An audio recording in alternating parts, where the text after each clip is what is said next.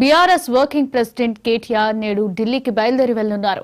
ఢిల్లీలో ప్రధానంగా ఎమ్మెల్యేల ఫిరాయింపులపై న్యాయపునితులతో చర్చించనున్నారు. ఈ నెల 10వ తేదీన సుప్రీంకోర్టులో విచారణ ఉండటంతో కేటీఆర్ న్యాయపునితులతో చర్చించి పార్టీ మారిన 10 మంది బీఆర్ఎస్ ఎమ్మెల్యేలపై అనర్హత వేటు పడే అవకాశాలున్నాయి.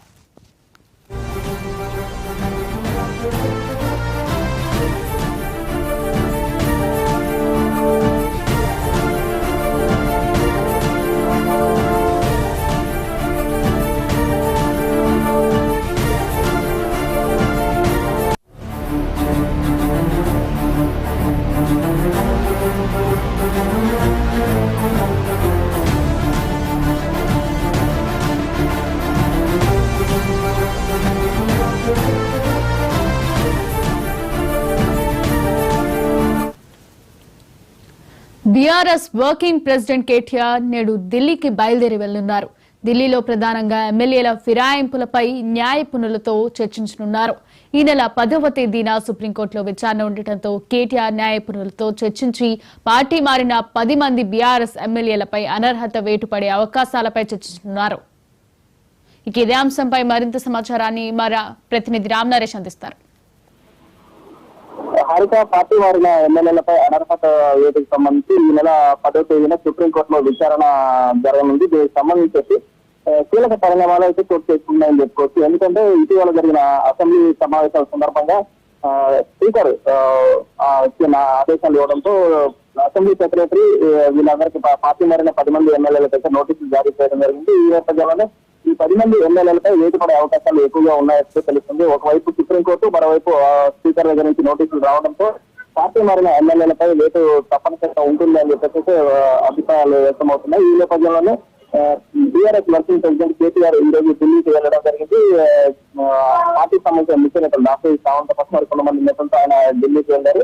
న్యాయవాద నిపుణులు అంటే సుప్రీంకోర్టులో దీనికి సంబంధించి ఏ విధంగా ముందుకు వెళ్ళాలి, ఆ పార్టీ మారిన అంటే కారు పార్టీ గుర్తుపై గెలిచి 10 మంది ఎమ్మెల్యేలు కాంగ్రెస్ కట్టవ కప్పుకున్నారు. దీనికి సంబంధించి అనర్హత వేటు వేయాలని చెప్పేసి ఇప్పటికే హైకోర్టు పిటిషన్ వేశారు. అయితే హైకోర్టు దీనికి సంబంధించి స్పీకర్ నిర్ణయం తీసుకోవాలని చెప్పడం జరిగింది. ఆ నేపథ్యంలోనే ఇటు పార్టీకి సంబంధించిన ఎమ్మెల్యే పార్టీ కౌశిక్ రెడ్డి, అదేవిధంగా ఎమ్మెల్యే వివేకానంద గౌడ్ తో పాటు కేటీఆర్ కూడా దీనికి సంబంధించి సుప్రీంకోర్టులో పిటిషన్ దాఖలు చేయడం జరిగింది. దీనిపై విచారణ వేగవంతం చేసిన సుప్రీంకోర్టు ఈ నెల 10న విచారణ చేస్తామని చెప్పేసి ఇప్పటికే పార్టీకి సంబంధించిన 10 మంది అంటే పార్టీ మారిన ఎమ్మెల్యేలు ఎవరైతే వారికి నోటీసులు జారీ చేయడం జరిగింది.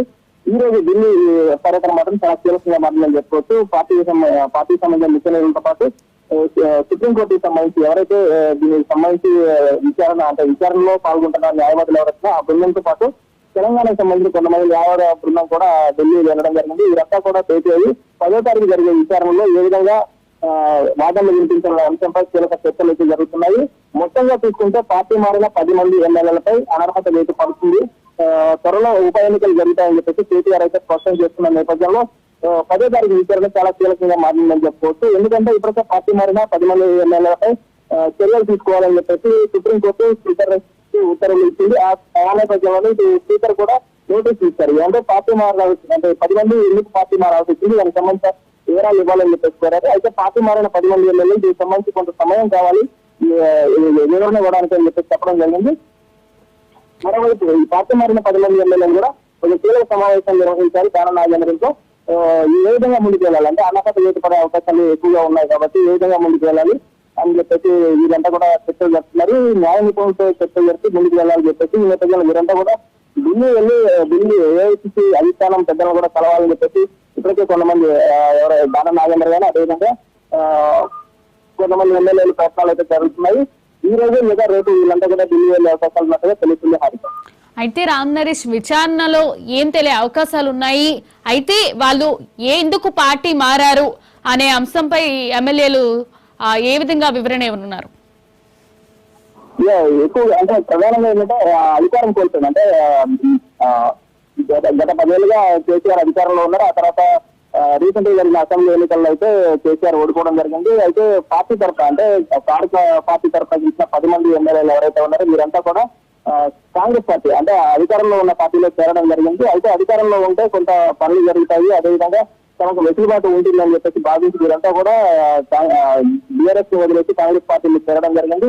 పార్టీ మారిన నేపథ్యంలో వీరిపై అనర్హత వేయాలి అంటే మరిన్ని వలసలు ప్రోత్సహించేందుకైతే కాంగ్రెస్ పార్టీ ప్రయత్నించింది. ఈ నేపథ్యంలోనే వలసలను అడ్డుకోవాలని చెప్పేసి బీఆర్ఎస్ అధిష్టానం భావించింది. ఈ నేపథ్యంలోనే కోర్టులను ఆశ్రయించింది. అంటే కోర్టులను ఆశ్రయిస్తే అక్కడ కొంత బ్రేక్ పడే అవకాశం ఉందని చెప్పేసి వీళ్ళంతా న్యాయస్థానాలను ఆశ్రయించడంతో హైకోర్టు మొదట హైకోర్టును ఆశ్రయించారు. అయితే హైకోర్టు స్పీకర్ నిర్ణయం తీసుకోవాలని చెప్పినప్పటికీ స్పీకర్ దీనిపై ఎలాంటి నిర్ణయం తీసుకోకుండా కాలయాపన చేస్తున్న నేపథ్యంలోనే వీరు మళ్ళీ ఒకసారి సుప్రీంకోర్టును ఆశ్రయించారు. సుప్రీంకోర్టు దీనిపై కీలక వ్యాఖ్యలు చేసింది.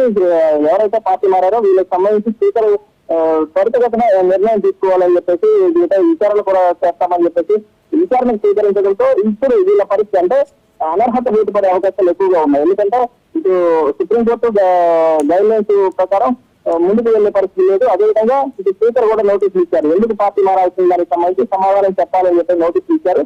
అయితే దీనికి సమాధానం ఏ విధంగా ఇవ్వాలి ఏంటనే దానిపై న్యాయ నిపుణులతో ఈ పార్టీ మారిన 10 మంది ఎమ్మెల్యేలు చర్చించిన తర్వాత తమ వివరణ ఇస్తామని చెప్పేసి చెప్పడం జరిగింది. అయితే వీరు ఏ విధంగా వివరణ ఇచ్చినా కూడా అంటే ఒక పార్టీ గుర్తుపై గెలిచి మరో పార్టీలో చేరడం అనేది అనైతికం. దీనికి సంబంధించి ఇటీవల కొన్ని రాష్ట్రాల్లో సుప్రీంకోర్టు వాళ్ళపై అనర్హత వేటు వేయాలని చెప్పి చెప్పిన నేపథ్యంలో ఇప్పుడు ఈ 10 మందికి సంబంధించి సుప్రీంకోర్టు ఏ విధంగా నిర్ణయం వెలువడుతుంది అనేది చూడాల్సిన పరిస్థితి ఉంది. మొత్తంగా చూస్తుంటే బీఆర్ఎస్ పార్టీకి సంబంధించిన నేతలు మాత్రం ఇటు పరిస్థితి 10 మంది ఎమ్మెల్యేలపై అనర్హత వేటు వేసేలా చర్యలు తీసుకోవాలని చెప్పేసి వ్యూహాలు అమలు చేస్తున్న పరిస్థితి. త్వరలో ఉప ఎన్నికలు తప్పవని చెప్పి కూడా కేటీఆర్ చెప్తున్న పరిస్థితి ఉంది. Harika right, thank you Ram Naresh.